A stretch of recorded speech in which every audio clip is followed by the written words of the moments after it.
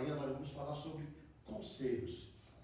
Tá? Sobre conselhos. Conselhos é bom. Alguém já disse lá no mundo que se conselho fosse bom, não se dava, vendia. Mas isso é uma mente que precisa se evoluir, né? Está virando uma mente capitalista, quer vender tudo, quer ganhar dinheiro em cima de tudo. Não é isso, porque imagine você pequeno, imagine aqui nossos irmãos, a família aqui, Godoy, não é? Hã? Custódio, olha, que parecido demais, né? Custódio, a família Custódio, né? Tivesse que vender os conselhos para as filhas, elas estariam endividadas, né? Que até mesmo quando chegar a casar, vai precisar de conselho. Depois de casar, vai precisar mais ainda. Esse negócio de dizer que filho pequeno, depois que cresce, diminui a dor de cabeça, não, a dor aumenta, porque fica um cabeção desse tamanho, porque você fica com problemas, com cabeça doendo, com pessoas que você não vê, os filhos que não vê. Quem é filho sempre é filho, não é verdade? Então não tem como a gente dizer. E eu não sei quantos de nós aqui nessa manhã já ficaram presos a uma situação de vida em que o conselho foi dado e não foi ouvido. E não foi entendido, né? Aquela conversa da mãe e do pai que fala assim, olha, isso aqui é difícil, isso aqui você não vai por esse caminho, desiste desse caminho, e aí você, que chega uma idade da vida da gente, que a gente sabe tudo, a gente ignora até a voz do pai, a de Deus então é que mais ignora. Talvez é mais fácil não ignorar do pai, mas ignorar de Deus, né? Porque a gente vive um momento, a gente vive isso aqui, ó. Isso aqui pra gente é importante. Você está vendo, você está sentindo, você sabe o dia de amanhã, você sabe quanto tem na conta bancária, você sabe o seu dia de trabalho amanhã, você quer mudar de roupa, você muda de roupa, você sabe qual é a roupa que você tem. Se você é casado, você sabe que se chegar em casa, vai encontrar a mulher em casa, o marido em casa, né, os filhos em casa. É porque você está vendo. A gente é muito momentâneo, a gente vive pelo que vê. O que move a gente é o que a gente vive. Mas só que Deus é diferente. Deus não é somente para essa vida. Deus é para um momento além daquilo que a gente está vivendo hoje. E cuidado muito bem com esse momento que você não está vendo. Porque o conselho, ele opera nessa área. O conselho que seu pai, a sua mãe te deu, você não conseguiu enxergar, mas também não obedeceu. Mas depois da dor, lá na frente, você viveu um segundo ou terceiro momento em que você refletiu naquilo que foi dado a você e você fala, puxa vida. O maior sofrimento para quem ouve o conselho e não atende é depois de dar com a cara de pau, de chegar, pois é. Eu não ouvi a senhora, não ouvi o Senhor. É mais difícil ele sofrer pelo conselho, né, e não falar nada, do que encarar aquele que conselhou e ele não ouviu. Essa aqui é a atitude. A gente fala, e as pessoas estão... Existe um espírito do engano que estão aconselhando muita gente. Deixa eu dizer uma coisa para você. Nós transmitimos a internet, o culto no YouTube. Mas isso é um mal. Porque tem muita gente deixando de ir para a igreja por causa de internet. Deixando de ser crente ativo para ser crente virtual. E aí chego à conclusão de chegar e dizer que não é preciso congregar. Porque se eu quero uma mensagem, eu tenho tempo e agora. Eu sou servido. Existe um garçom chamado YouTube ou Facebook, que me serve. E o melhor, eu escolho o prato do dia. Mas eu quero nessa manhã aconselhar também a esses. Que vai chegar o dia do confronto. Se tivesse um cantor na igreja, X nessa cidade, um que vocês conhecem e gostam, eu te garanto que teria muitos daqui, muitos de lá, muitos de lá, muitos de lá, que ia correr atrás desse pregador ou cantor. Mas quando chegar na hora da dificuldade, na hora da tristeza, na hora do engano, na hora da dificuldade, a quem a pessoa vai ligar? Vai ligar para o cantor. Liga para o cantor. Cantor, ora por mim, se você vai encontrá-lo. Liga para o pastor, que você, eu digo você, quem está vendo, tá, irmão? Que você gosta da internet, olha, eu estou com um problema na família, me aconselha. Liga para ele. Isso é conselho. Eu estou falando de conselho. Conselho. O que alimenta uma pessoa normal é o leite da mãe, a mamadeira que a mãe faz, é o mingauzinho que a mãe dá quando é pequeno, é a papinha que dá quando é amassada, e depois vai para o feijão e arroz, para quem das suas regiões vai para o angu, vai para a polenta, o outro já vai para o churrasco, e ali é o que alimenta uma criatura. O que te alimenta é a mensagem que é dada na sua igreja todos os domingos. Feijão com arroz, arroz com ovo, feijão puro, arroz puro, não importa. É isso que te alimenta. Vida de artista não te alimenta. Pregação de artista não te alimenta. Te emociona. Te emociona. Eu estou falando disso, mas está gravando lá. Eu posso depois ter inúmeros e-mails me criticando. Eu não estou aí para isso. Eu estou aqui para dizer para você, aquilo que te alimenta é o seu dia a dia, é aonde você vive, é conselho. Palavra de Deus é conselho.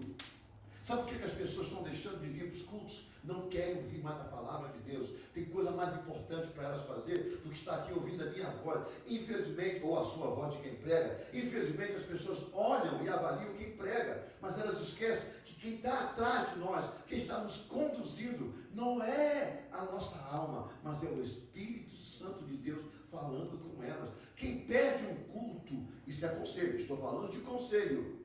Estou falando de conselho. Quem perde culto, perde uma palavra, você não volta mais. A oportunidade que Deus dá não volta mais. A comida de hoje é igual maná. A comida de hoje você come, mas não guarda, porque ela apodrece para amanhã. Estou falando de comida dada no dia de culto. É para hoje. Ela vai alimentar seu corpo a partir de hoje. Não tenta guardar para amanhã, para comer amanhã, porque amanhã você não vai comer. Ela vai sumir. As pessoas estão tão emotivas para fazer coisas que alegram a barriga, o corpo, a alma, as emoções, e esquece que o fundamental são as estruturas de servir a Deus, estar na casa de Deus. Eu estou falando de conselho, eu estou aqui como um conselhador. Estou falando aqui como um pai. Eu vou entrar na mensagem nessa manhã. Porque a gente está se perdendo. Nós estamos encantados. E a gente só vai se parar para pensar quando a gente chegar num momento difícil na vida e dizer assim, poxa, não era isso que eu deveria ter ouvido e cumprido. É triste, irmão. É triste a gente ver, hoje em dia, os crentes vergonhosos que a gente tem visto por aí.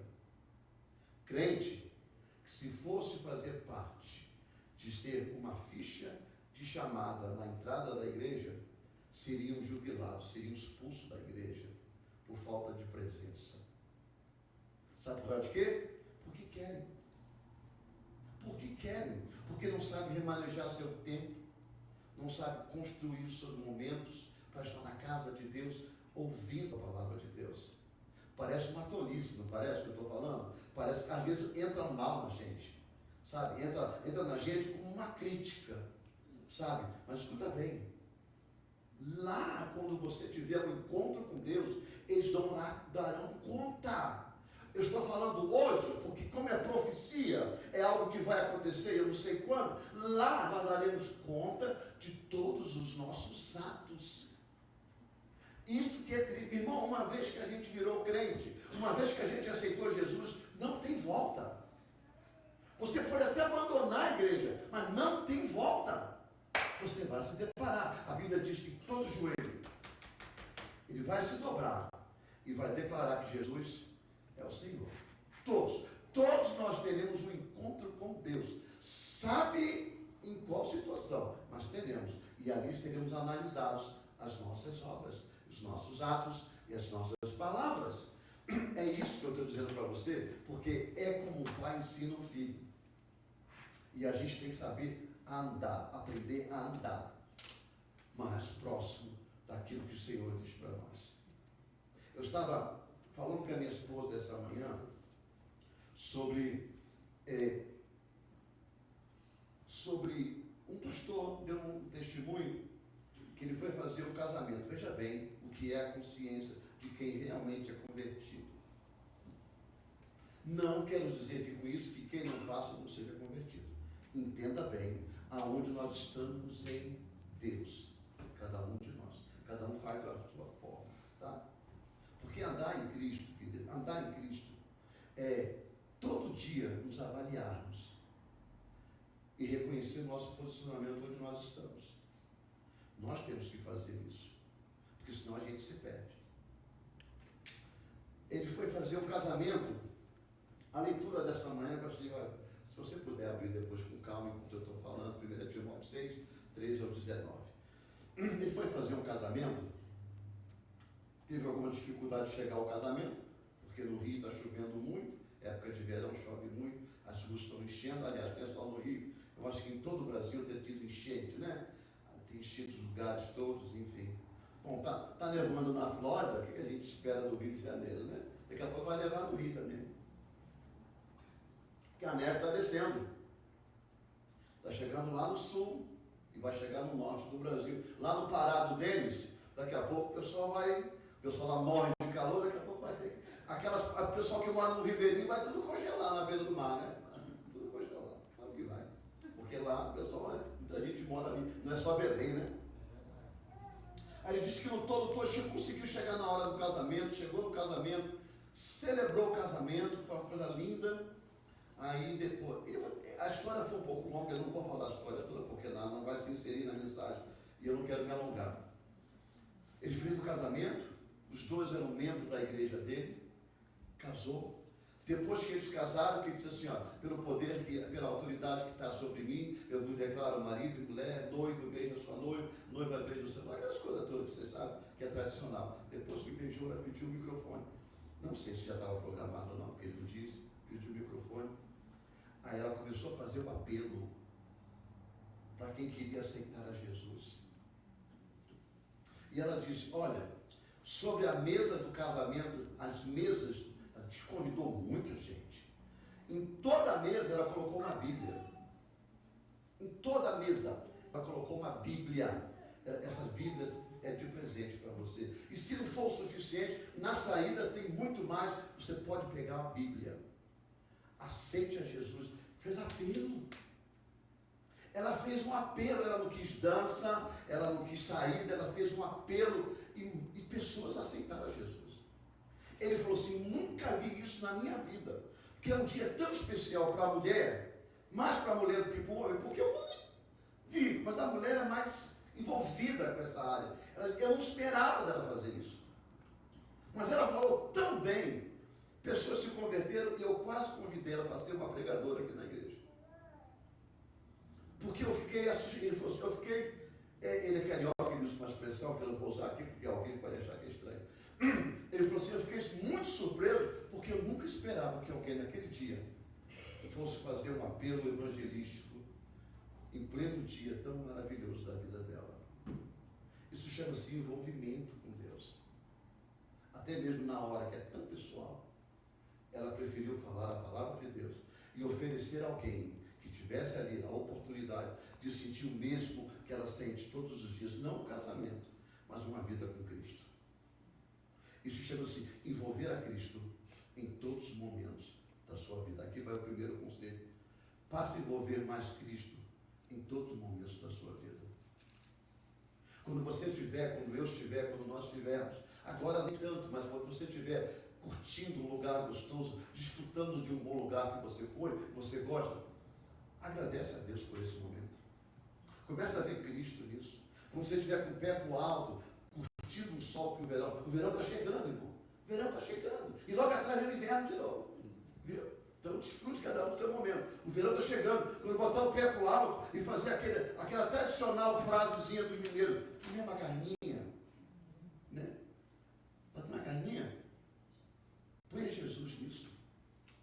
Quando você for jogar um futebol, que gosta de papelada, um futebol, ponha Jesus disso. Não soqueia a cara do outro, não. Nem pisa lá para quebrar o pé, não. Põe futebol, põe Jesus nisso.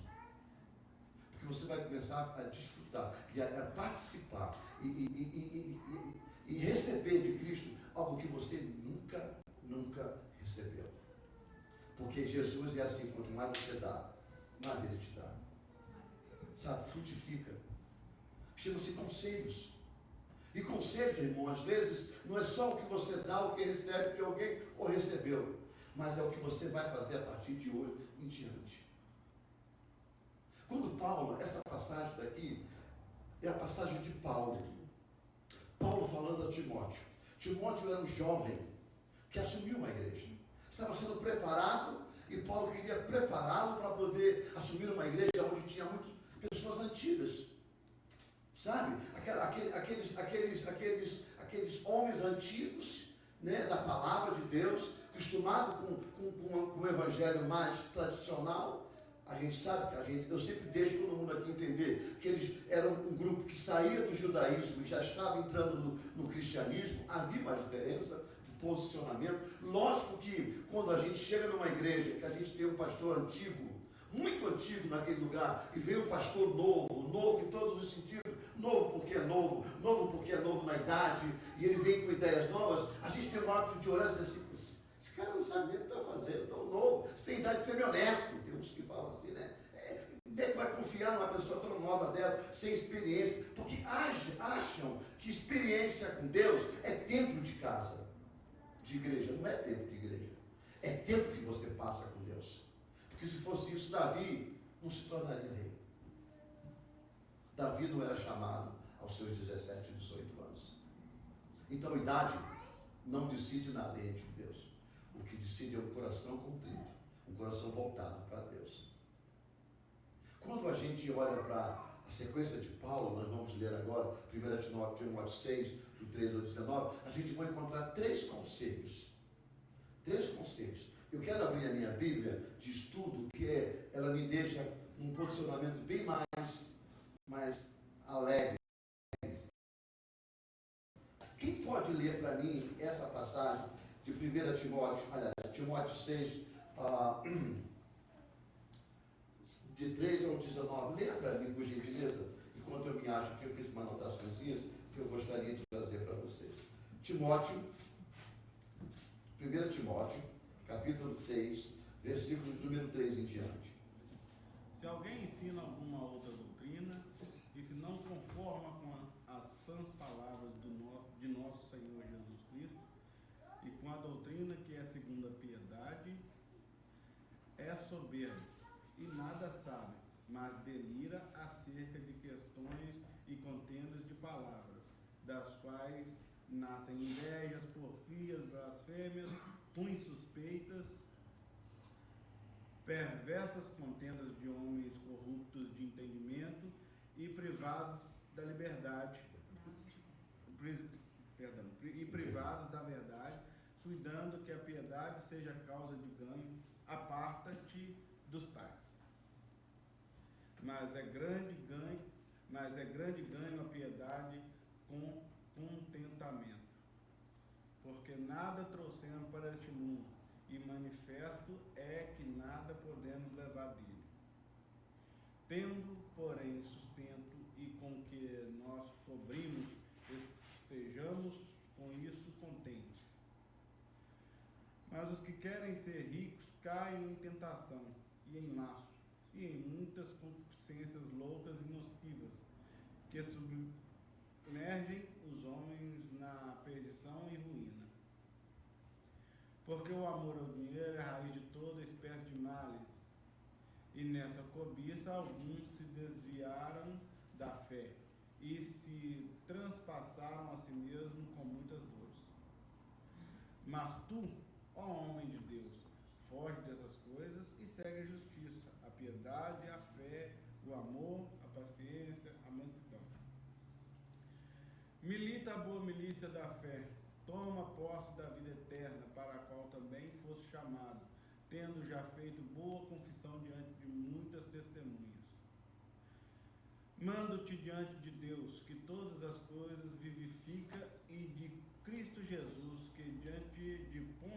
sensato deu o testemunho de boa confissão, que guardes este mandamento sem mácula e repreensão até a aparição do nosso Senhor Jesus Cristo, a qual a seu tempo mostrará o bem-aventurado e único poderoso Senhor, Rei dos reis e Senhor dos senhores, aquele que tem ele só a imortalidade e habita na luz inacessível a quem nenhum dos homens viu nem pode ver, a qual seja a honra e poder sempre eterno. Amém. Manda aos ricos deste mundo que não sejam altivos, nem ponham a esperança na incerteza das riquezas, mas em Deus, que abundantemente nos dá todas as coisas para dela gozarmos. Que façam bem, enriqueçam em boas obras, repartam de boa mente e sejam comunicáveis. Que entesourem para si mesmo um bom fundamento para o futuro, para que possam se apoderar da vida eterna. Seu 19. Amém, queridos? Amém. Quando a gente olha para essa passagem de Timóteo, 1 Timóteo 6, do 3 ao 19, a gente encontra 3 conselhos. E eu quero aplicar isso na minha vida, na nossa vida, nessa manhã. São 3 conselhos fundamentais. Ah, mas peraí, você está trazendo os conselhos que deu naquele contexto da época para Timóteo. Não tem nada a ver com a vida de hoje. Tem. A Bíblia é boa que ela se renova. A palavra de Deus não é a Bíblia, mas a palavra de Deus. Porque Bíblia, você tem que entender que é o conjunto, né, de todos os livros. Mas a palavra de Deus, o conteúdo, ele se renova a cada dia. E aí você tem que ler essa palavra, porque senão você não consegue entender e nem andar segundo a vontade de Deus. Deixa eu falar uma coisa para você. A Bíblia é um livro, é um manual. Tá? Aqueles que trabalham em pintura, você não pinta de qualquer jeito. O pincel que você compra, você tem que saber comprar o pincel. Porque não é qualquer pincel que você usa, porque ele não dá um acabamento bom. E às vezes a ponta tem que ser um pouquinho mais cortadinha, assim, tipo em ângulo, para poder você pegar lá no cantinho. Quem trabalha em construção é a mesma coisa. Não é a posição que você pega martelo, você sabe muito bem quem pega o martelo, se é conhecedor ou não de carpintaria. Porque a maioria pega no meio do cabo para bater. E quem bate o martelo pega na ponta. Porque todo o peso vai para a cabeça do martelo, onde tem o que necessita a pancada ser mais eficiente. É uma série de coisas. Quem pega uma serra para cortar, quem conhece a serra já sabe como pega, já tem intimidade. Quem não sabe fica aonde que puxa, aonde que vai, o negócio fica meio perdido.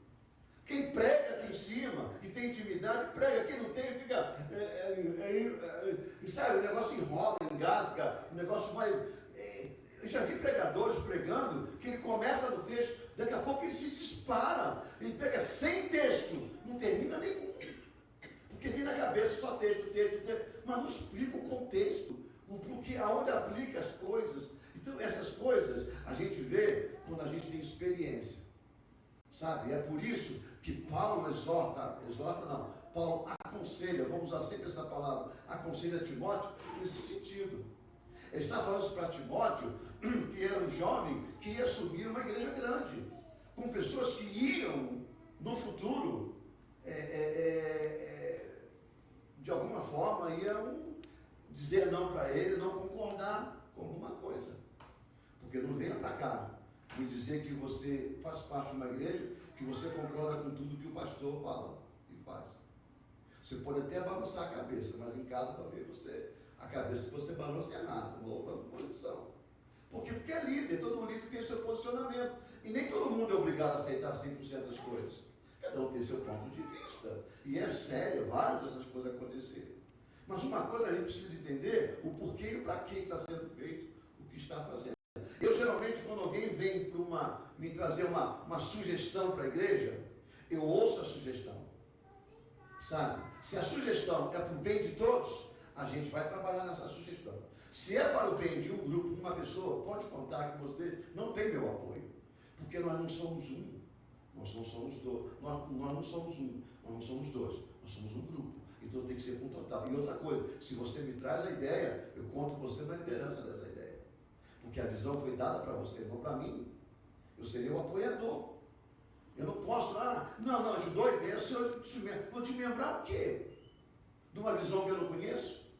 Não, absolutamente não. Então, quando Paulo chega para Timóteo e começa a dar para eles esses entendimentos, ele separou algumas coisas.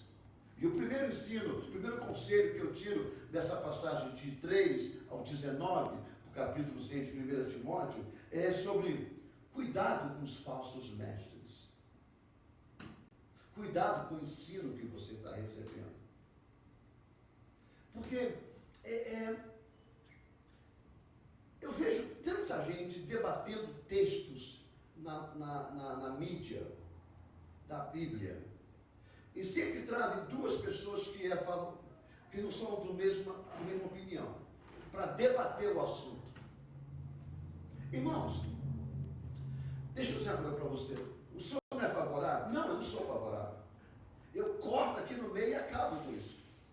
Para a mídia, não. Você pode ter uma conversa no meio de um grupo, no grupo da igreja, no meio de amigos, mas na mídia, não. Porque tem tantos que são leigos ao assunto que eles podem se perder. Eles se perdem. São novatos. Sabe aquela conversa que você tem com a sua mulher dentro do quarto, mas não tem no meio dos filhos? Por quê? Porque eles não vão entender ainda a conversa. Não estou falando de sexo, eu estou falando de conversa de família, de decisões que vão tomar. Pois é justamente isso que eu acho que tem que ser. Tem coisas que tem que ser ensinada dentro da igreja, para dentro da igreja. Não a mídia. Mas aí o senhor dá a oportunidade das pessoas se expressarem. A oportunidade de se expressar espanta, desvia muito crente que tem a cabeça pequena. Sabe por quê? Deixa eu explicar uma coisa para você. Eu uso sempre o exemplo família, que é mais fácil de entender. Você deixa seu filho ou sua filha sempre ir para casa de A, de B ou de C. Não sei quem você gosta, você confia. Só que os seus filhos nessas casas, principalmente babysitting, porque tem babysitting que ela só cuida. É uma alimentadora e uma cuidadora. Ela toma conta da comida, segura o tempo, depois entrega para a mãe.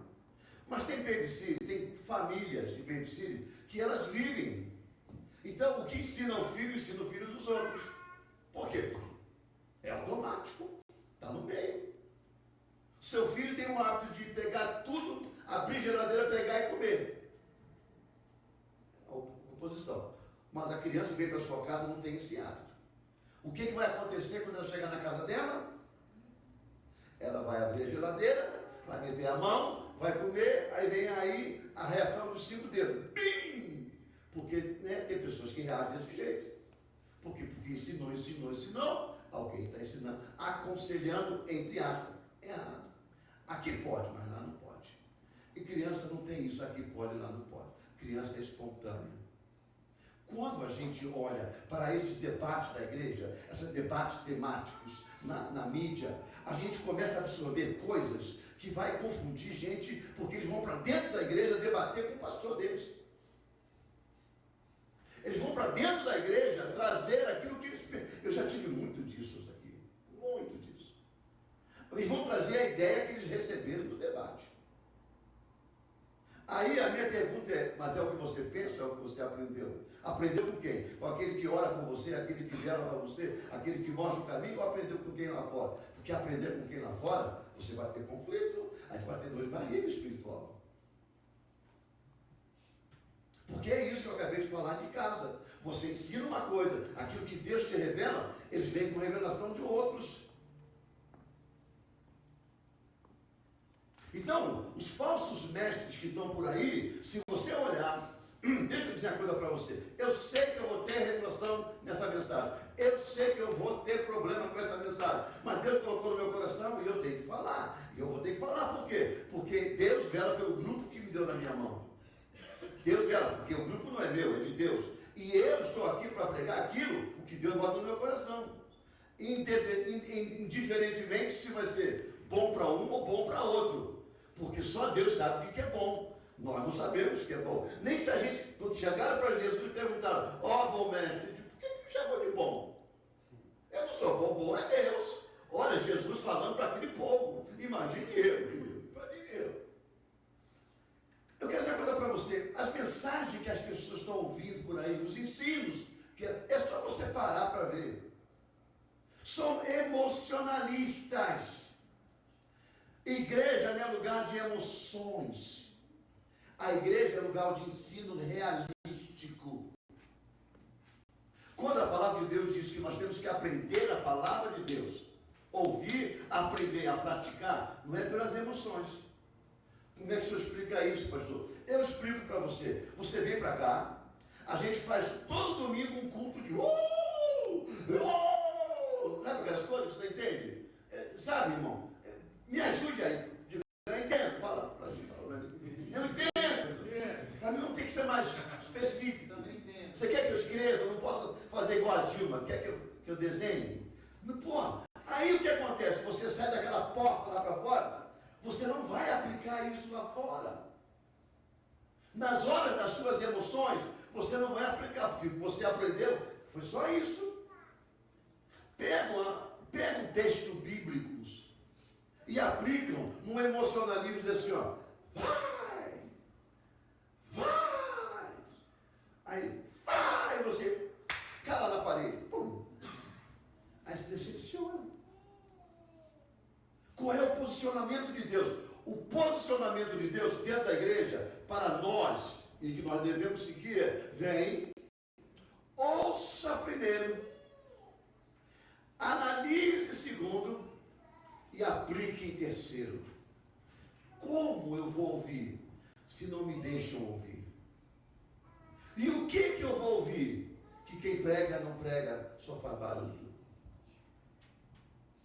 Isso são falsos mestres, irmãos. Porque, deixa eu dizer uma coisa para você, é muito fácil. Escuta o que eu estou te falando. Eu estou nessa caminhada há muitos anos. E eu vim por esses caminhos há muitos anos.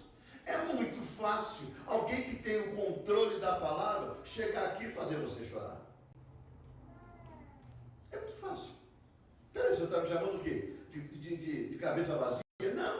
Não. Eu trago o texto, eu ministro o texto, levo ao emocionalismo, põe um fundo musical gostoso, no final eu começo a mexer naquilo que se chama assim,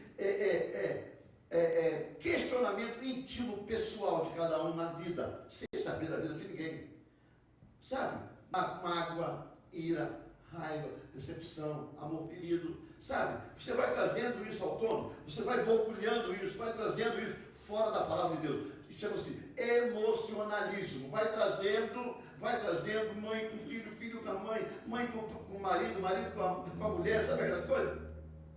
Vai trazendo no final, e no final você começa a trazer. Alguém sempre está machucado nesse ponto, ao ponto de não suportar. Aí começam os choros, começam os movimentos, não estou dizendo que é sempre assim, estou dizendo que é fácil fazer.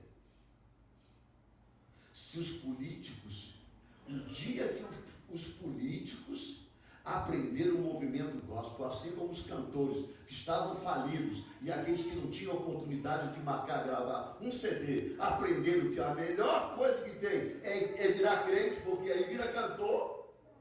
As igrejas começam a produzi-los por aí, e eles começam a virar sendo cantor, ganhar dinheiro, gravando CD, sendo convidados. Os pregadores também já acharam esse caminho, porque o Brasil é um cenário muito grande de pregadores, hoje em dia é muito maior do que antigamente, sabe? Muito maior do que antigamente. Eles são produzidos por quê? Porque eles vão pregar na igreja, jogam na mídia, e aí vai, daqui a pouco eles são...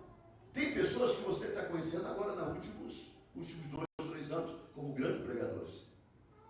Aí você avalia o trabalho que eles passam, é emocionalismo. Aí a pergunta é essa. Cuidado. Porque quando chegar o confronto, o emocionalismo vai estar lá, contrário a você. Porque todo mundo que entra no confronto, entra no momento de assim, mas eu, por que eu? Por que fez isso comigo? Aí você vai precisar de uma estrutura forte para dizer assim, mas a palavra de Deus, Ele me garante que Ele está comigo todos os dias.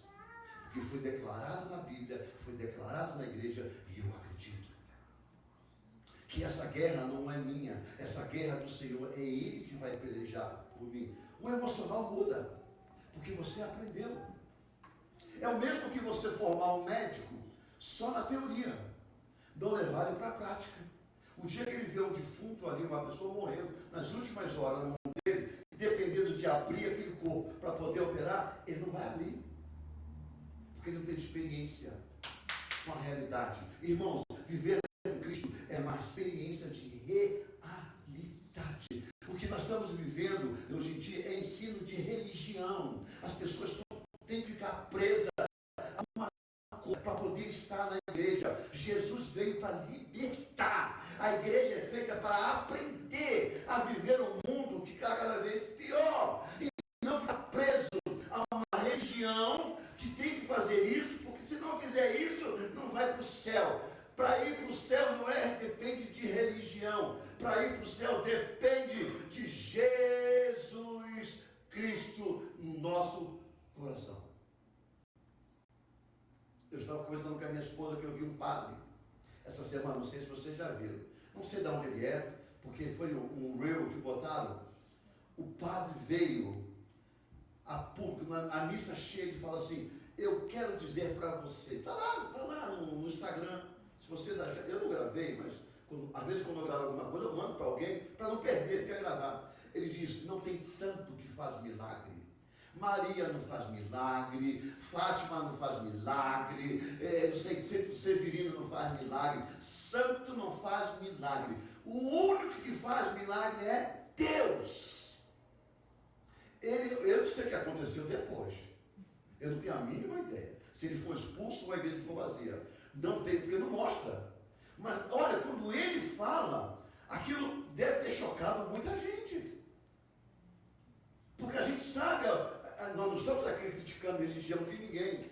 Claro que não, vocês sabem que eu não tenho esse hábito. Eu estou falando da atitude de uma pessoa. E ele está falando que a Bíblia ensina. É Deus que faz o milagre. Mas por quê? Porque a religião prende. Prende. Porque eu vim do Espiritismo e tinha um tipo de santo no Espiritismo. Santo no Espiritismo. Caiu a ficha? Caiu. Santo, que quando eu tinha alguma coisa, eu tinha que pegar e virar de cabeça para baixo. E colocar lá um copo lá. E não virar enquanto não der certo. E o bicho ainda tinha o corpo todo fechado de cabelo. Ele não tinha roupa. Era. E quando ele não me desse de volta, eu não virava a cabeça para cima. Ele deve ter tido um derrame pelo tempo, né? É verdade, irmão. Eu vim de lá. Não estou aqui satirizando. Eu estou dizendo que nem ele é capaz de fazer mesmo de cabeça para baixo. Porque só Jesus, que tem o controle de todas as coisas, pode fazer. O segundo conselho dessa manhã: busque a Deus. Ele é o único capaz de fazer o milagre que você tem. Aqui, no início do culto, nós tivemos um irmão que falou assim, nós não vivemos de fulano, de ciclano para reger a nossa vida. É verdade. É Deus que rege a nossa vida. Temos que ser prudente. Mas quem usa e quem faz e quem comanda o nosso movimento chama-se Deus. Se estamos aqui, é porque Deus permitiu de estar aqui. Tá bom? Então essa é o caminho que a gente tem que viver e caminhar. Agora, parar de ficar recebendo esses ensinamentos errôneos. Errôneos. Por quê? Porque ele acaba com a nossa fé. O último debate que estava repetindo na internet é sobre quem vai. São os que vão antes da tribulação ou os que vão depois da tribulação. Eu estava vendo junto com uma pessoa conhecida, e ele me perguntou, o que o senhor acredita? Porque eu acredito em Jesus. Mas também acredito. Então eu acredito em Jesus. O dia que disser que eu vou, eu vou. Se é antes ou depois, não vou deixar de ler a Bíblia, não vou deixar de viver o Evangelho. Então, agora uma coisa eu sei, que a Bíblia diz que nós não seremos atingidos. Ele vai nos guardar. Viu? Ele vai nos guardar. Se vai ser antes ou depois, ou durante, não tenho a mínima ideia. Porque da mesma forma que diz, Jesus, a igreja vai ser arrebatada antes da vida de Jesus, ou vai ser arrebatada depois da vida de Jesus, depois da vida de, desculpa, se a igreja vai ser arrebatada antes da tribulação, ou depois da tribulação, ou na tribulação, para mim não me interessa. O que me interessa é que Jesus vai voltar. O que eu tenho que fazer? Viver o Evangelho.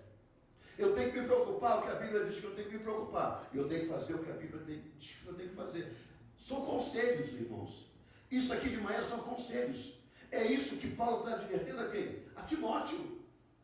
A Timóteo. Porque ele vai se deparar com isso. Com ensinamentos errôneos. Eu estava conversando com quem? Quer ver um hábito nosso brasileiro. E o problema do brasileiro, nosso, é querer fazer da América um pedacinho do Brasil. É na nossa casa, é do jeito que a gente vive, é do jeito que a gente suporta, é do jeito que a gente faz. A gente quer largar os filhos no quintal correndo atrás de galinha, a gente quer largar brinquedo para qualquer lugar, a gente quer fazer barulho até tarde da noite, a gente quer fazer tudo isso. Estou dizendo que todos fazem, mas é o que a gente quer viver igual no Brasil. E o costume de quem está do lado não é. Essa semana agora, uma mulher que tinha umas crianças em casa, deixou as crianças em casa e foi para a rua. Os vizinhos viram, chamaram a polícia, porque estava frio demais. A polícia veio, segurou as crianças, chamou o DCF veio e deteu as crianças, porque a gente não pode entender, e foram procurar até achar a mulher, prender a mulher. O bond para sair é $50 mil. Só porque ela saiu, deixou as crianças em casa, sozinha. Comportamento do lado, as pessoas estão vendo. No Brasil você larga. No Brasil você larga. Eu não digo você, a pessoa. Bom, eu como sempre morei dentro de casa, mas quando era garota eu ficava na rua também. Mas só o que acontece? Aqui não pode. Mas querem fazer como tal. A mesma coisa, são aqueles que vivem com Deus, as pessoas que aceitam a Jesus e depois querem viver do mesmo jeito. Jesus me conhece, Jesus sabe quem eu sou, eu sirvo a Deus do meu jeito. Desculpa, você vai para o inferno desse jeito, porque não é assim que a Bíblia diz. A gente vem para a igreja para aprender a ser mais parecido com Jesus. Tem normas, tem step, tem manual para a gente andar. É por isso que eu disse que viver com Cristo é avaliar a nossa vida todos os dias.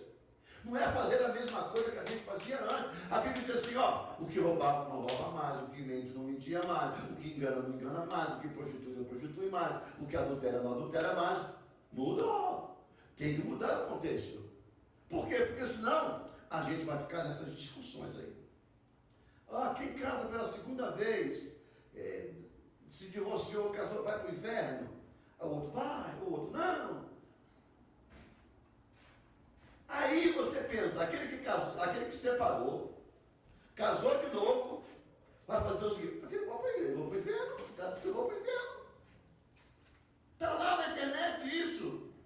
Aí o outro, não, eu não vou, porque eu nunca separei. Ei, irmãos, deixa eu dizer uma coisa para você. Quem somos nós para dizer quem vai ou quem não vai para o inferno? Quem somos nós? Mas a Bíblia diz, a Bíblia mostra, e a Bíblia garante. Então, baseado nisso, é o que a Bíblia diz, é o que a Bíblia diz, é o que a Bíblia garante. Então a gente tem que parar, porque são ensinamentos errôneos. Ensinamentos errôneos. Esse povo, quanto mais tema conflitante, mais eles vão ibope. Ei, eles vivem de curtida do YouTube. Quanto mais você clica lá, mais eles ganham dinheiro. Irmão, o evangelho virou money maker. Viu? É fazer dinheiro. Nós usamos para divulgar o evangelho. A igreja não ganha dinheiro nenhum com isso. Porque até monetização, eu destravei. Se a gente ao conseguir, para a gente conseguir fazer uma transmissão direta, a gente tinha que ter 3.000 horas. A gente está no YouTube há muitos anos, o canal. 3.000 horas. Ou então ter acima de 1.500 amigos, né? Nós temos 87. Se depender de amigo, a gente nunca ia ter uma transmissão direta. Dependeu de hora, tem, porque tem muitos anos. Mas a monetização está desativada. Totalmente desativada. Porque essa não é a minha função, não é a função nossa, não é a função da igreja. Mas eles não. Quanto mais eles falam, mais eles ganham. E quanto mais eles ganham curtida, eles ganham dinheiro. Hoje em dia tudo é dinheiro. Aí o que acontece é que as pessoas deixam de vir para a igreja e ficam diante do computador. Aí vem para a igreja e não vem. Não aprende. Só aprende aquilo que é paliativo. Aí, deixam de congregar, deixam de fazer parte do corpo, deixam de contribuir, deixam de adorar, porque ficam dentro de casa. Irmãos, sentado no sofá, com o telefone aberto, vendo uma pregação, é muito confortável, mas não te leva a lugar nenhum. Ensinamentos errôneos. Porque nós que vivemos uma igreja, nós sabemos aquilo que a igreja precisa e carece. O que a gente faz? Trabalha para fortalecer os pontos críticos. Você vai para o médico, você faz um físico, sabe o check-up. O check-up, aí o médico diz, olha, essa parte, estão carentes. Nós vamos fazer o quê? Vamos ativar algo para você fazer essa parte, mais ativo e saudável. É isso a igreja. O manual de Cristo é isso. É nos fortalecer, nos estreitar para podermos entrarmos numa igreja santa diante da face do Senhor. Segundo aconselhamento dessa manhã, segundo conselho de Paulo a Timóteo, é sobre cuidado com a sua fé. E aqui eu vou resumir, porque vai dar tempo para a gente resumir e fazer a outra parte, que às 12 a gente termina. Quanto mais necessidade, mais você tem fé. Quanto mais você precisa de Deus, mais você busca a fé. Mas aqui é o problema esse. O problema aqui é que todo mundo trabalha. Os preguiçosos continuam morrendo de fome. Porque tem gente que só transfere a miséria, do Brasil para cá, né? Continua miserável. Tá? Não consegue nada, não avança, não vão a lugar nenhum. Mas os que têm ideais, que são trabalhadores, que têm futuro, têm cabeça parada, eles vêm e crescem. Crescem e estabelecem seus planos. Então, por às vezes, ter o que tem muitos que agora estão em casa dormindo, porque trabalharam a semana toda. Tem muitos que estão na rua, talvez, comprando alguma coisa, fazendo compra. Tem muitos que estão por aí, sem saber o que está acontecendo, nada. Tem muitos que podem estar doentes. Claro. E tem pessoas doentes. Mas sabe por quê? Porque amanhã de manhã, 7 horas, 6 horas, 5 horas da manhã, o relógio dispara.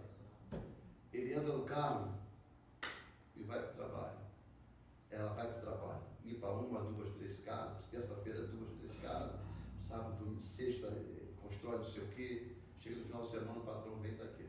Limpeza de casa, então, é melhor ainda, porque o pagamento é no finalzinho. Às vezes você chega lá, nem limpou, o cheque já está lá. Às vezes você limpa, nem cheque tem. Você vai pegar só na semana seguinte. E se lembrar, né? Também tem esse lado das coisas. Então não precisa, o dinheiro está no bolso, na mesma hora. Não está tão necessitado. Espera quando Deus torce o último parafuso. Eles correm e levantam a fé e buscam Deus. Esse Deus que faz milagre, Ele vai operar na minha vida. Eu creio em Deus. Se Deus é por nós, quem será contra nós? Até chegar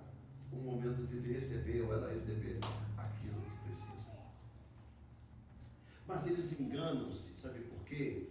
Porque a Bíblia diz assim: a fé. Isso que eles têm não é fé, é confiança. Porque a fé só vem pelo ouvir, não é escutar. Por isso, se você está aqui apenas escutando, você está no lugar errado. A fé vem pelo ouvir, aquilo que entra e registra. Mas não é ouvir qualquer bobagem. Não é ouvir a opinião dos irmãos, dos amigos, mas ouvir a palavra de Deus. A gente precisa ouvir a palavra de Deus, mantendo sempre a palavra de Deus nos ouvidos. É por isso que eu digo para você, é melhor você ter uma igreja onde você se alimenta toda quarta-feira, todo domingo, toda semana, todo mês, todo ano, porque tem um alimento que ele é contínuo. E o alimento que Deus dá para os pastores, ele dá mediante a necessidade e a deficiência da igreja. Porque senão não adianta. Não adianta eu como médico, um exemplo, eu como médico, saber que você é hipertenso, sabe? Te passar um monte de remédio para você tomar para hipertensão, não. Eu vou te matar com deficiência. Aliás, eu vou te matar, não. Eu vou deixar você morrer com deficiência. Porque eu sei da sua deficiência e não corrigi. Não é chegar aqui e expor o problema de cada irmão. Claro que não. Mas é trabalhar nas áreas espirituais para que Deus possa entrar. A pessoa possa quebrar aquilo que ela tem dentro dela de portas fechadas e deixar a palavra de Deus entrar e fortalecê-las. É por isso que você encontra crentes aí, crentes que vivem de picuinhas, vive de fofoca, sabe, vive de indiferença. Se você fizer o que eles querem, eles te aplaudem. Se você fizer você não fizer o que eles querem, eles te pisam. Sabe o que é isso, irmão? Sabe o que é isso? Falta de presença de Deus, falta de ouvir a palavra. Ouvir, porque eles só escutam. Eles só escutam. E são vulneráveis. Eles mudam. São pessoas, como é que dá o nome da pessoa que hoje está bem, amanhã está mal? Você nunca sabe se cumprimenta ou se dá um soco. Bipolar. Bipolar. Você nunca sabe, você tem que chegar assim, isso aqui para abraçar, isso aqui para dar um punho. Se for esquerda, é diferente. Esse aqui você abraça e usa o direito, porque se abraçar, você abraça. Pum! Dá lá na lata lá para poder. Bom dia, good morning. Bim! Eu estava ouvindo o pastor essa manhã, o mesmo pastor do casamento, ele falou assim: olha, o nome dele é pastor Pedrão, vê lá, se vocês que gostar de ver, para poder. Ele é brutão, assim, sabe? Ele é um senhor de idade, mas ele é todo musculoso, assim, ele é do Rio de Janeiro. Bom, essas coisas podem ser do Rio de Janeiro, né? Ele meninão, né? Calcinha apertada, blusinha pequenininha, ele compra a blusa do tamanho do Zé Pedro. O Brasil do Zé Pedro, assim, né? Ele compra aqui para poder delatar assim o músculo. Ele é barbudão, assim, parece Papai Noel, careca e barbudo. Não, a forma que ele prega, não funciona nada dele. Ele fala assim: um dia deixa eu sair de casa, nós estamos pregando sobre o fruto do Espírito, né?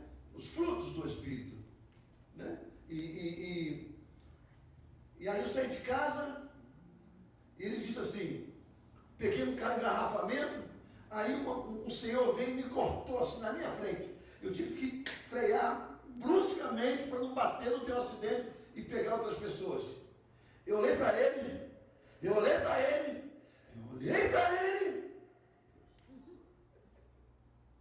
Deus te abençoe. Fui para casa, tomei 5 remédios para dormir, porque senão eu não podia.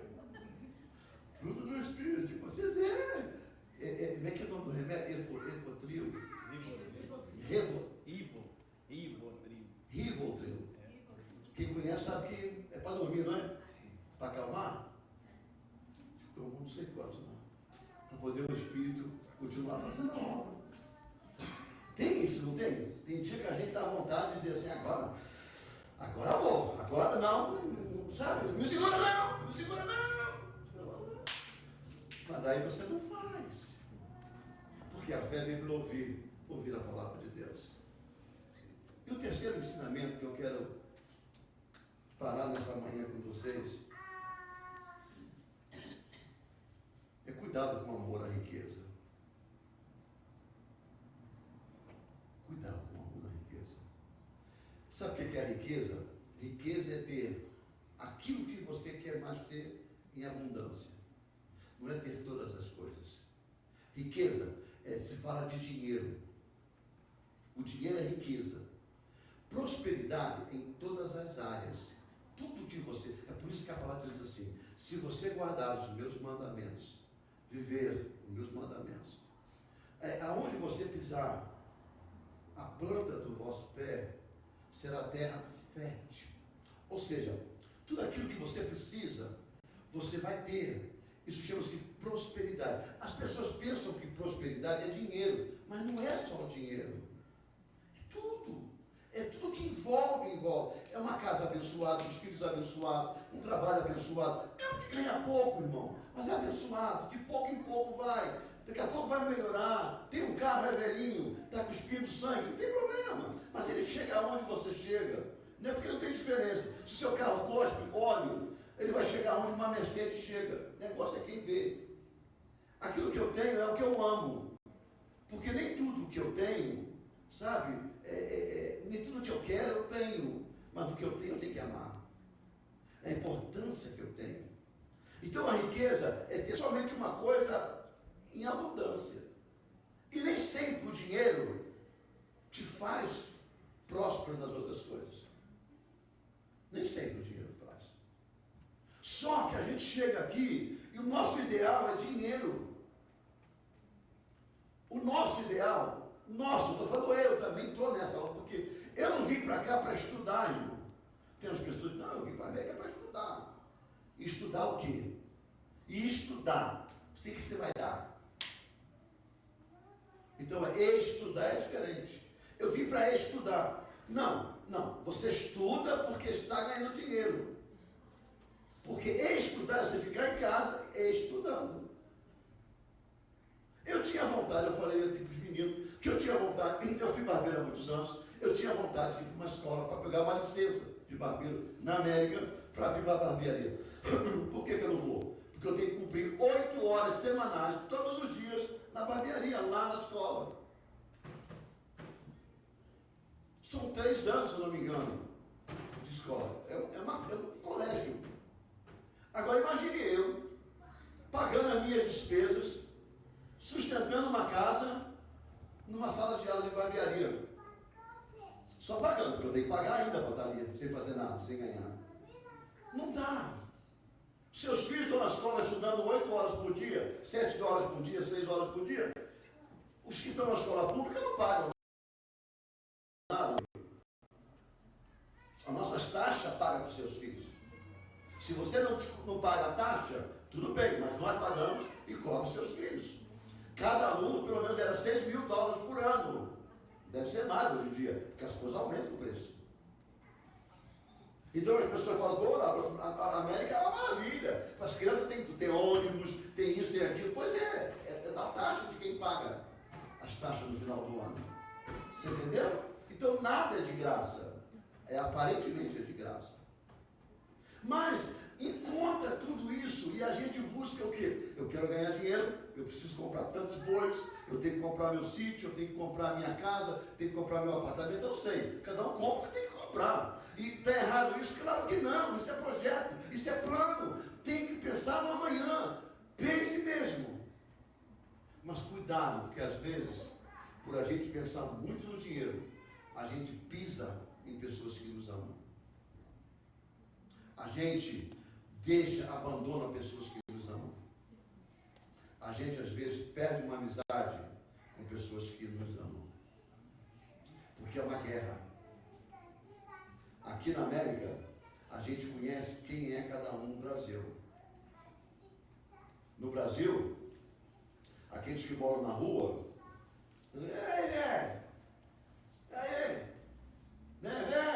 amigo,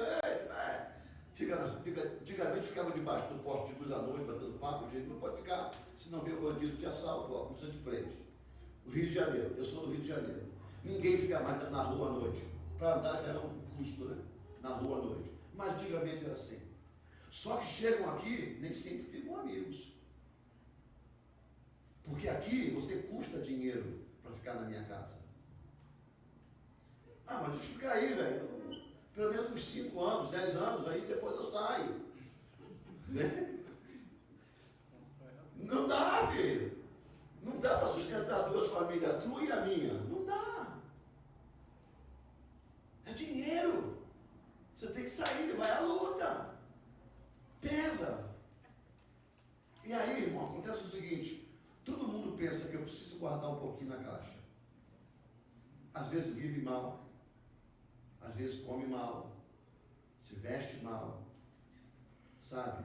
Junta na caixa e manda a caixa para o Brasil. Aí no Brasil as pessoas veem assim: vem pra caixa, você também, vem. Aí eu digo: olha, eles decidem o que eles querem. Você só vê foto ou vídeo. Eles decidem o que comprar, o que gastar, o que vender. Você tem que assinar uma autorização. Você não pode comprar olho daqui e lá. Às vezes, quando você chega lá, nem aquilo que você viu você tem. Porque nossos olhos só ficam no dinheiro. No dinheiro. E olha, deixa eu dizer uma coisa para você. O inimigo não vai roubar seu dinheiro. O inimigo não rouba seu dinheiro. Por quê? Porque ele não tem acesso. Quem que rouba? Quem que pega? Quem que usa? Quem que estoura tudo? Aquele que o coração fica assim, ó. Aí o que acontece? O amor ao dinheiro ficou tudo e foi levado por quem nunca trabalhou por aquilo que você fez. Isso chama-se amor ao dinheiro. Às vezes se esquecem de Deus. Por isso que eu disse desde o início: coloca Deus nos seus planos. Coloca Deus. Isso é um conselho que eu estou dizendo para vocês. Coloca Deus nos seus planos. Administra a sua vida em Deus. Peça sabedoria a Deus. Quando tiver, sabe aquele negócio de assim: poxa, esse mês foi a maravilha. E esse mês entrou, foi dinheiro. Amém. Olha para ele e fala assim: aquela picape zerinha está me chamando e você está aqui na minha mão. Aquele carro. Deus, me ajude a fazer o que eu preciso fazer com esse dinheiro que eu ganhei.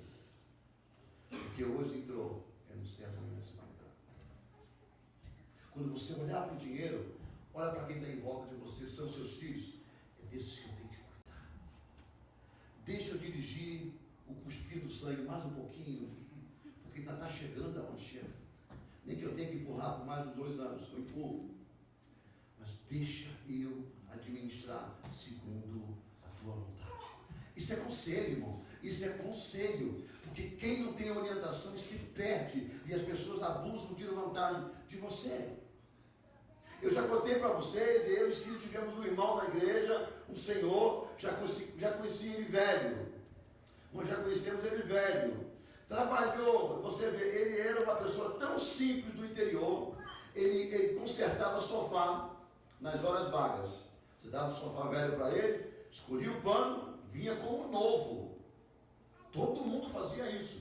Comprava um salveja água, bem velhinho, que era baratinho. Ele comprava o tecido, dava para ele reformava um sofá novo. Nas horas vagas. Porque nas horas do dia a dia, ele trabalhava na construção, mas na parte de foundation, cimento. Muitas das vezes ele virava o cimento na mão. A mão dele era um pé tão grosso. Trabalhava, o único dia que ele não trabalhava, na parte da manhã no domingo.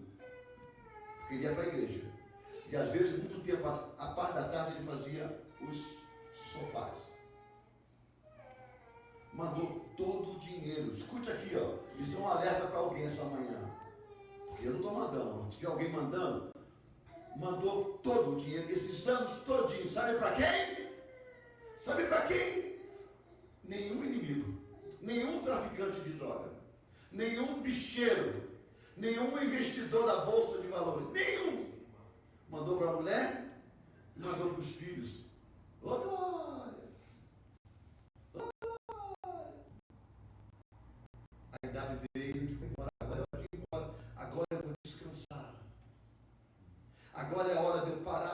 idade chegou, não dá mais.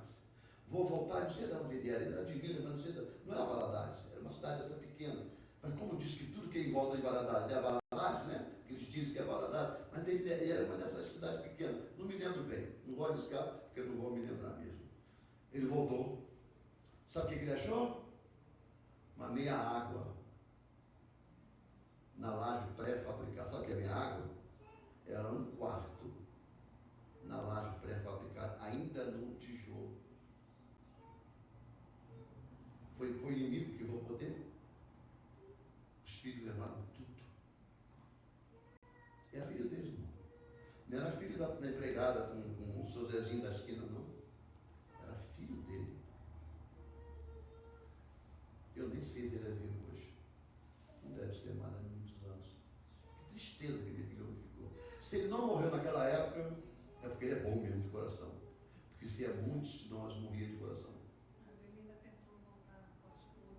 Tentou, não dava mais para voltar. Sabe o que é isso, irmão? Às vezes é colocar muito foco no dinheiro. Eu não vou analisar o caso dele, porque às vezes a gente deixa, o coração da gente aperta quando uma mãe pede o dinheiro, né?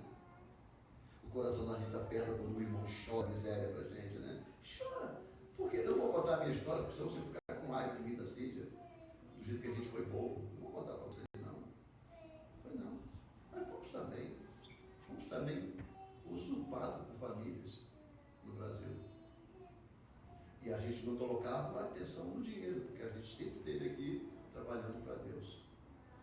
Mas hoje em dia, a gente tem um cuidado de fazer o que é certo segundo a vontade de Deus na parte financeira. Passo a passo. Passo a passo. Um dia desse nós decidimos, vamos comprar um carro mais novo, não novo, mais novo. Vamos comprar. Vamos olhar. Aí eu fui olhar, aí depois levei assim, olhamos. Aí, vamos lá. Vamos tentar fazer alguma coisa, vamos começar a fazer aquilo. Quem compra carro sabe muito bem disso. Você vai lá dar uma entrada, X, baixa e depois vai para o seguro. Mas só que, quando a gente botou, eu fiquei em dúvida da cor do carro. Eu não gostei da cor do carro. Gostei do outro, a Cida não gostou do outro. Eu digo, bom, qual que você gostou? Foi essa? Então vamos nessa aqui mesmo. Vamos ficar nessa. Dirigimos o carro, vamos ficar nessa. Eu digo, bom, aí eu parei. Já que eu dei entrada, eu já fui além do que eu deveria ter ido. Eu já tinha ido além. Eu já tinha uma experiência antes com a casa e tinha me dado mal com a casa. Eu digo, eu não quero me dar mal pela segunda vez com o carro. Aí eu fui orar, digo, Senhor, se for, a gente sabe que a gente tem um crédito bom, a gente sabe, a gente está tudo direitinho, numa boa, mas se não for da tua vontade esse carro, começa a dificultar tudo. Começa a aparecer defeito, começa a dar engasgado, começa a fazer uma coisa, não deixa eu chegar, eu não posso mais tomar um passo à frente, a não ser para o Senhor autorizar para a gente comprar. Aí fomos lá. O rapaz chamou para a gente, olha, está liberado, pode vir ver. Eu digo, mas vamos lá, eu preciso entrar no carro de novo. Meu coração não está batendo. E o medo de errar. O medo de errar. E olha, se fosse olhar para o dinheiro, era mais vantajoso pegar ele do que pegar os outros. Porque ele era um pouquinho acima, mas ele era mais novo. Os outros eram um pouquinho mais abaixo em termos de ano, mas na prestação o preço estava quase que paralelo. Então o que eu tinha que fazer? Comprar o mais barato, né? Para sobrar dinheiro. A gente comprou o que era um pouco mais acima. Mas até as últimas horas, eu pedi autorização a Deus. Porque é difícil, irmão, a gente se decepcionar. E se você vai largar o emprego que você está, porque alguém te ofereceu uma coisa maior, cuidado, hein? Cuidado, ainda não é a hora. Escuta o que eu estou dizendo para você. Ainda não é a hora. Deus vai te honrar na hora certa, no dia certo, no momento certo. E aí a porta não vai se fechar onde você vai sair. Escuta, eu falo para você, estou falando agora, nessa hora. Desceu o faxezinho do céu, como diz lá os meus irmãos assembleanos. Desceu, que eu conheço, né? Desceu o fax do céu. Não mude nada neste momento. Não mude. Permaneça quietinho onde você está. Que na hora certa, Deus vai te honrar no momento exato. Isso não tem nada a ver com riqueza, isso não tem nada a ver com fé, isso não tem nada a ver com falsos métodos. Chegou agora, eu estou dizendo para você, aonde você está, se toca aí, sabe? Você sabe que Deus está falando alguma coisa na sua vida. Porque na minha, pode ser que fale amanhã. Mas para mim não sinto nada no meu coração. Eu não estou em mudanças nenhuma. Então, eu sei que para alguém vai servir. Cuidado. Mas olha, uma coisa eu vou te dizer. Bíblia, a honra da segunda casa será maior do que da primeira. O que Deus vai te honrar na segunda oportunidade vai ser superior do que a primeira. Descanse o seu coração em todos os sentidos. Confie em Deus. E o mais Ele vai fazer na vida de vocês. Amém, igreja? O mais Ele vai fazer na vida de vocês.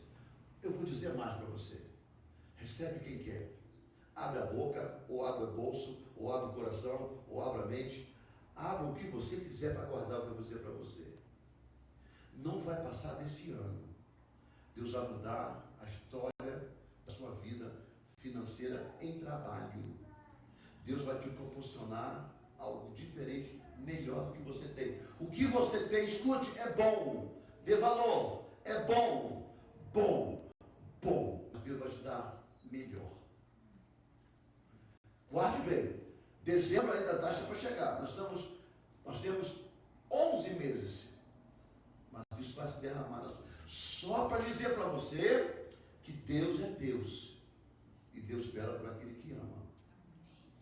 Vai ter um pouco de restrições, vai ter um pouco de assim, mas pô, lá agora. Aquelas coisas que o homem sempre aperta, sempre chora quando alguma coisa move, que não é satisfatória a vida deles. Mas é Deus que está abrindo a porta. Depois todo mundo vai entender. E eu posso ver pelos olhos da fé a pessoa aqui em cima ou aí embaixo abrindo a boca e confessando para Deus. Tudo porque você está ouvindo essa mensagem hoje. Porque essa mensagem é para a gente. Você vai ver a melhora na sua vida em nome do Senhor Jesus Cristo. Amém, igreja? Isso não é algo que eu estou vendo, não. Eu estou sentindo de Deus fluir no meu coração para dizer para você. Estou sentindo e pode contar que Deus vai fazer. Porque Deus é fiel. Espera. Os burburinhos que estão por aí são como nuvens passageiras. Já tivemos desde por aí o burburinho. Não se preocupa, confie em Deus. O melhor Deus tem para nós. Amém, igreja? Amém. Levante a mão assim. Diga assim, eu recebo, Senhor, na minha vida, a tua palavra. Que seja assim em nome do Senhor Jesus Cristo. Vamos orar? Vamos orar. Pai, nós te damos graças nessa manhã. Por mais uma vez estarmos na tua presença, Deus, para a honra e glória do seu nome, nós estamos aqui, ouvindo essa palavra, mesmo que no coração de alguém aqui nessa manhã, ela não tenha entrado de uma forma que possa mudar a história, nós acreditamos no Senhor. O coração do homem, ele é pequeno demais para entender a grandeza do Senhor, mas o seu coração é enorme e dentro dele nós estamos. Nós acreditamos, temos fé, nós seguimos ao Mestre que é Jesus, nós somos guiados pela luz que é o Espírito Santo do Senhor, e nós temos, meu Pai, a nossa vida galgada na fé da tua palavra. Aquilo que o Senhor diz, nós sabemos que vai acontecer, porque com Jesus algo novo acontece. Obrigado por essa manhã, muito obrigado, em nome de Jesus. Amém.